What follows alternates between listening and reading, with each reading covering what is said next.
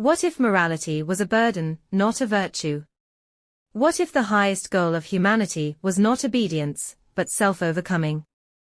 In Thus Spoke Zarathustra, Friedrich Nietzsche delivers a prophecy of transformation, a philosophy of the will, and a vision of the Overman. This is the book that shook the foundations of Western thought. For 10 years, Zarathustra lived in isolation, contemplating the deepest truths of existence. But one morning, he awoke with a realization: he had discovered something too great to keep to himself. And so, he descended from the mountains to teach humanity the message of transformation. But what did he have to say? That everything people believed, about morality, about truth, about God, was coming to an end. God is dead, Zarathustra declares, not as a celebration, but as a recognition of reality. The old moral order, built on religious certainty and blind obedience, was crumbling. But with the death of God came a great question: what now? What shall humanity strive for when its highest authority is gone? Nietzsche's answer is not despair, it is creation. Humanity must rise beyond itself. It must give birth to the Ubermensch, the Overman, the one who transcends limitations, who creates his own values, who does not kneel to the past, but forges a future of his own making. The Overman is not merely stronger or more intelligent, he is an artist of existence. He does not seek external approval, nor does he cling to herd morality. Instead, he wills his own becoming, shaping himself like a sculptor carves stone. But most people are not ready. They prefer comfort over challenge, obedience over freedom. And so, Zarathustra warns, man is a rope, tied between beast and overman, a rope over an abyss. How does one become the Overman?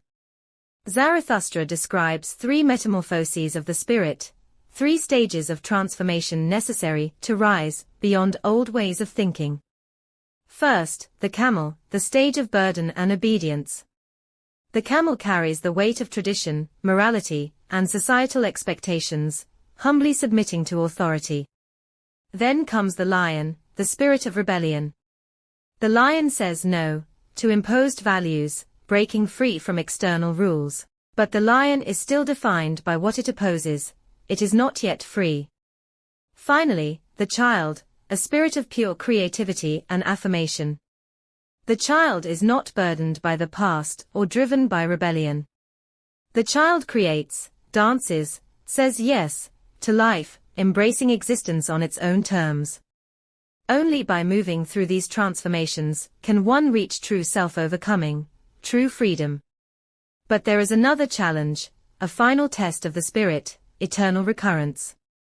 What if you had to live your life over and over again, exactly as it is, for eternity?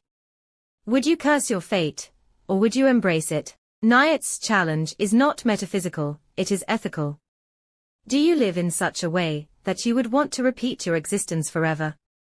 If not, then something must change. The Overman is one who says yes to life, without regret, without hesitation. But not all will rise to the challenge.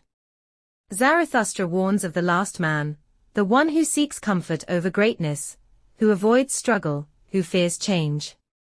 The last man says, what is happiness? Just comfort and security. He avoids pain, risk, and transformation. But in doing so, he remains small, unfulfilled, forever trapped in mediocrity. Nietzsche's message is clear: do not become the last man, dare to strive, dare to create, dare to become something greater. Thus Spoke Zarathustra is not a doctrine, it is a challenge. Nietzsche does not give answers. He asks, what will you create? What will you become? Will you cling to old values, or will you forge your own path?